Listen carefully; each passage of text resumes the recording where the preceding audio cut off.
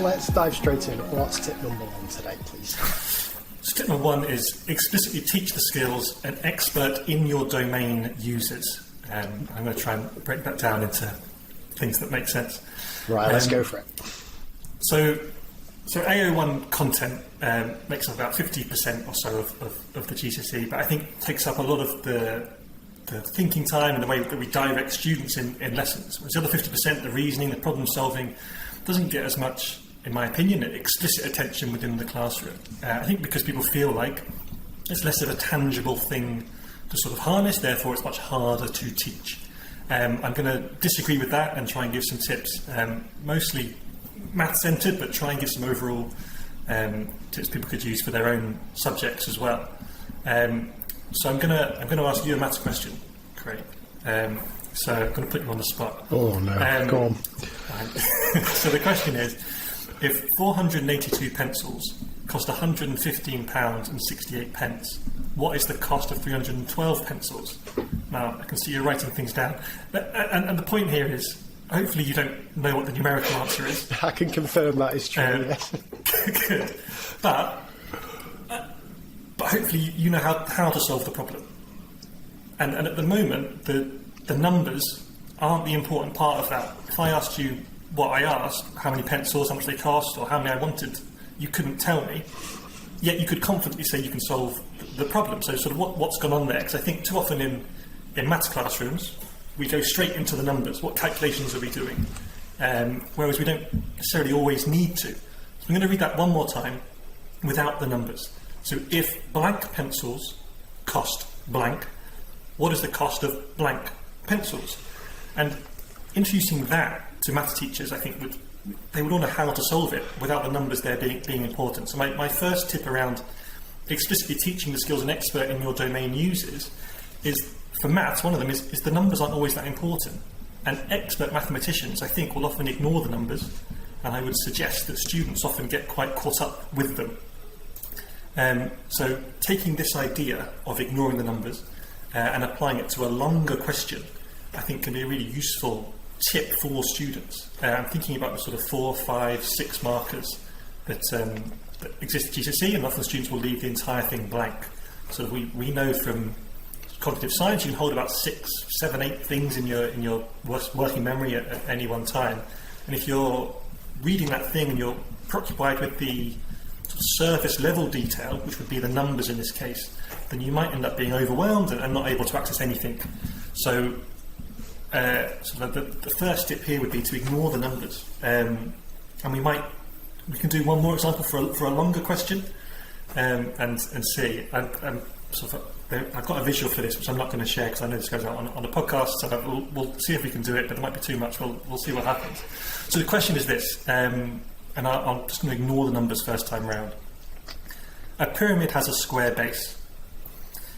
Each of the 4 sloping edges has length blank. The total length of all 8 edges is blank. Work out the area of the square base. So, how was that? One more time? Yeah, give us it one more. I think I've got it, but yeah, go on, give us it one more time. So we've got a pyramid with a square base. We've got the length of all the sloping edges. They're all the same. We don't know what they are, but we know that they're all the same. We've got the total length of all 8 edges. So the 4 sloping and the 4 at the base. The question is, work out the area of the square base. So my sort of conjecture here is that giving that to students, they can do an awful lot of thinking about how to solve this problem, how to get into it, what structures are underpinning there. And that an expert mathematician, first time reading that, even if the numbers were visible, would be ignoring them, and would look at the surface of the question first of all. By the original tip was explicitly teach the skills an expert in your domain uses. One of these things I think a mathematician does is ignores the surface level stuff. In this case, often it's the numbers, which sounds counterintuitive for mathematicians, but I think it often is. And you can model that with students, and you can go through this process with them. I would suggest that the way that I've done this before is to show students a question that's sort of 4, 5, 6 marks that you know they're going to struggle with. and discuss cognitive overload, discuss what's going on in their heads, and share with them why they are struggling. And then show them a similar question, but with the numbers missing. And start to break it down for them. And give them a chance, as a class, as individuals, or maybe in pairs, to come up with the sort of the furthest plan they can of how to solve the question.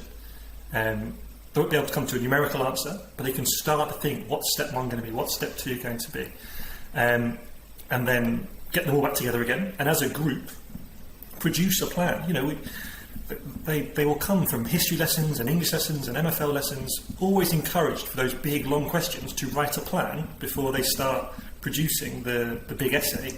But in maths, our long questions aren't as long, but encouraging a plan, I think is still a good idea. And by just removing the numbers, you're forcing them to do that thinking.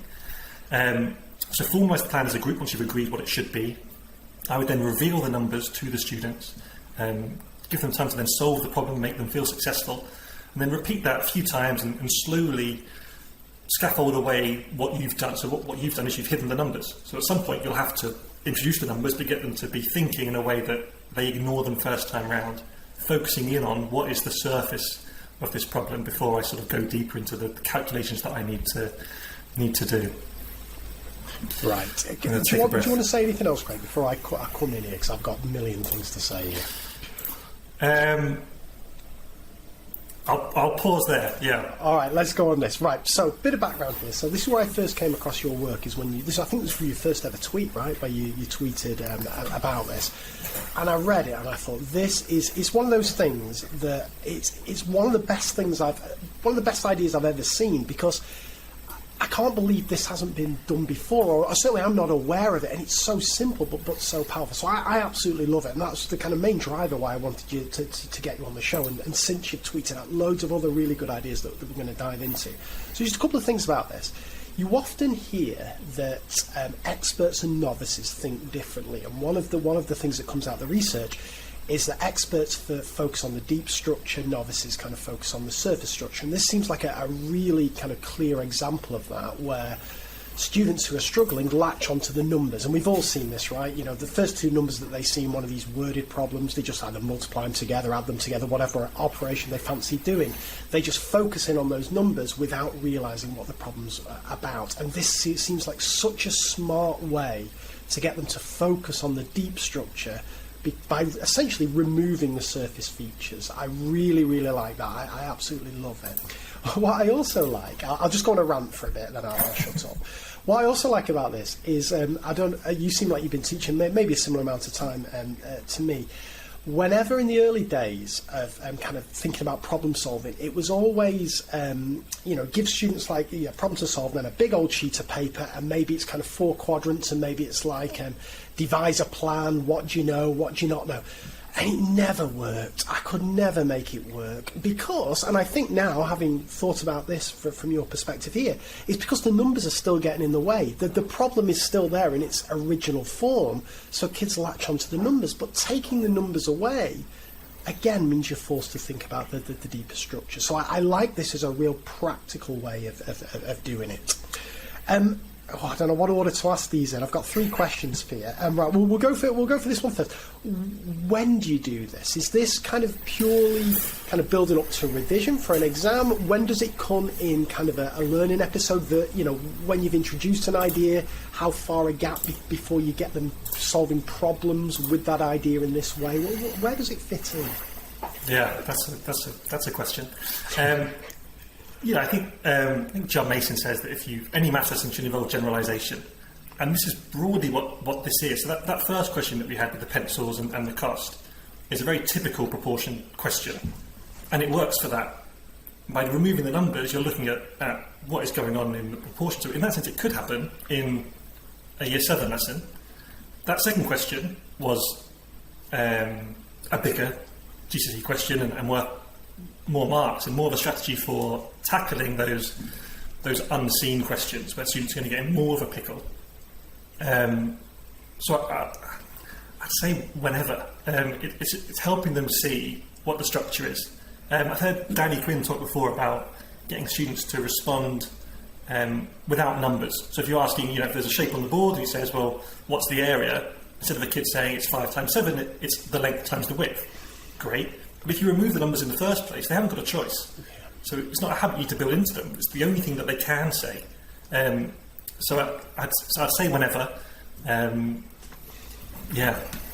Okay, that's right. Okay, let me dig in a bit further on this. Sometimes I like to be awkward and play a bit kind of devil's advocate, and it's not me being nasty. It's just just to try and push it on this. What's the logic with showing them the numbers first? Is there a danger that kind of overwhelms them? How come you don't just show them the no number version first? To sort of prove to them they're going to struggle. It's that sort of there's a word for it when the hypercorrection effect. Is that it? Where right? Can you solve this question? Or similar to, is it Dan Mayer talks about the migraine, the aspirin? Yeah. Here's the question with the numbers. Can you solve it? No. Great. I've got a solution to that. Right. Because I think showing to students, in my experience of having done this a few times, without the numbers straight away, they just think you're a bit bonkers. Like, we can't solve it, what you're doing. But as if you front load it with, oh look, we can't solve this, here's a technique which might help us, go with me here, it just increases the buy-in. Yeah, I'm sold on that. I like that. Next one, how does this go down with the kids? What if it goes down badly? In which way does it go down badly, and how do you get the kids back on board? I'd say. So you get different camps of people that are more or less stubborn, but at the end of it, when they sit at GCSE, you can't force them to solve it in a certain way. If you know this is in their locker, something that they can rely on. So I often leave it as, if this might not be for everybody. However, if you are trying a question like this and you do get stuck, remember you've got this as a backup. So if people aren't sold the first time around, hopefully. I don't know what they've done in their exams this year, but hopefully they've got it there if they need it. But broadly, there is reluctance at first. They do think you don't know what you're talking about because the numbers have been the most important thing, and how can you solve it? And we don't write down plans for these questions, and it feels very much outside of what they've been doing normally. But enough time and with enough carefully chosen questions that they can be successful with it, they broadly come around. Got it. Final 2 questions on this, and I'll shut them and let you finish off any bit of the tip that we've not discussed. Just thinking about exams, if we're thinking practically about students using this in an exam for a question that they're stuck on, is it, because it's quite hard to avoid kind of the numbers once they're there, like is there anything about just covering them up with your fingers, or going over them in pencil and rubbing them out? What seems to work to make this work practically? So I did this on a PowerPoint with them, and then it had the sort of a black highlighter function or a black box, and then hid it all and told them they can't do that. Don't scribble them out on their exam. And it's part of that scaffolding process. Experts, we do this. That we see the numbers, but we ignore the numbers, and it's just how you scaffold it away. And it's maybe you remove 2 numbers, then 3 numbers, or you keep 1, 2, then you just eventually have all of them. And you get them doing this thought process automatically. They read over the number, and I will do this when maybe this is part of scaffolding as well. When all the numbers are revealed, when I read the question, so if we let's go back to the pyramid as a square base question. If the number is up there and they can all see the number, I might read it as each of the 4 sloping edges has length, I don't care yet. Nice. And just to again make it a bit explicit of what's going on in my head.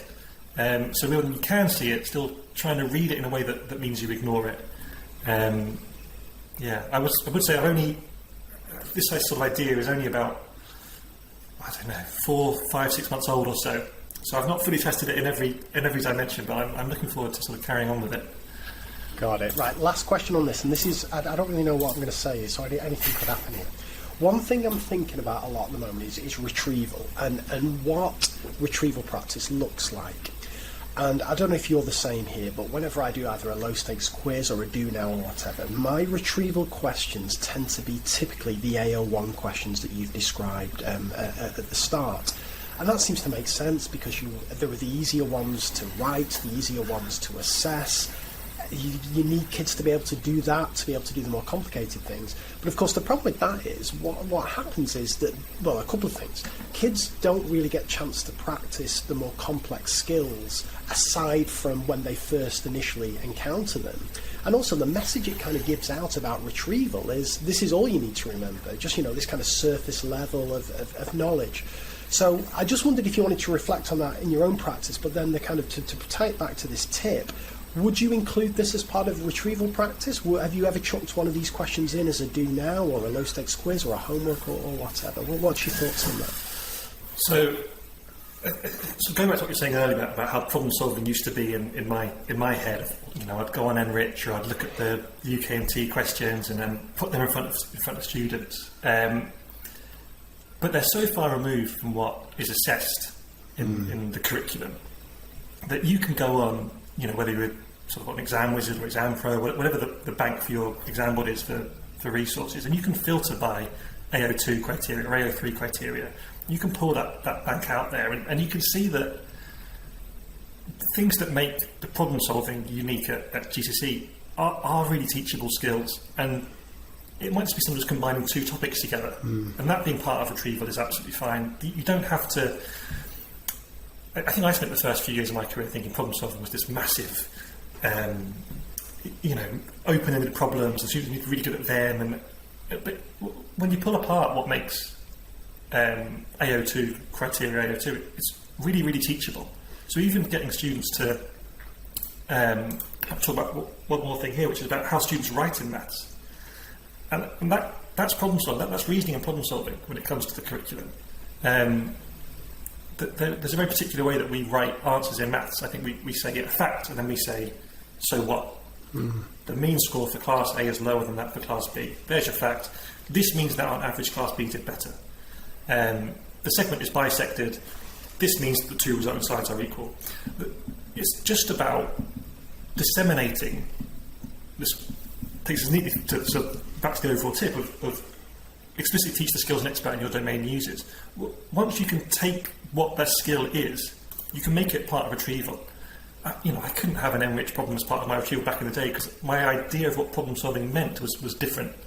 But by disseminating it down into these discrete skills, ignoring the numbers and solving a number-free problem and making a plan, or writing a sentence in this way that has this structure of fact and so what, are discrete things which you can teach explicitly. And as soon as you can teach it explicitly, you can retrieve it.